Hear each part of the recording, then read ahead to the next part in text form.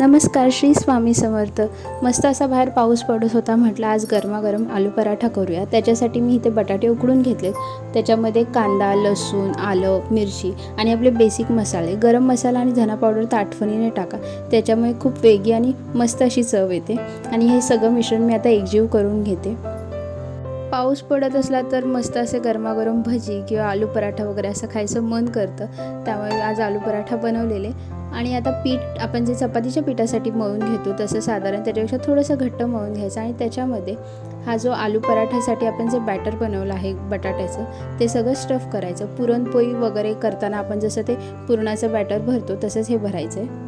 पुरणपोळी असेल किंवा कुठलाही पराठा असेल, जर लाटताना आपण हलक्या हाताने लाटला तर व्यवस्थित तो फाटत नाही आणि व्यवस्थित पुरण किंवा जे पण स्टफिंग आपण भरतो ते व्यवस्थित चारी साईडला पसरतं. तुम्ही बघू शकता मी लाटलेल्या पराठ्यामध्ये कसं व्यवस्थित स्प्रेड झालं. नंतर तूप, तेल तुम्हाला जे काही प्रिफर कराल तुम्ही त्याच्याने व्यवस्थित असा पराठा दोन्ही साईडने शेकून घ्यायचा. दही, केचप, काही जण लोणच्यासोबत सुद्धा पराठे खातात. तर मग तुम्हाला जे आवडेल त्याच्यासोबत खा. नक्की ट्राय करा रेसिपी.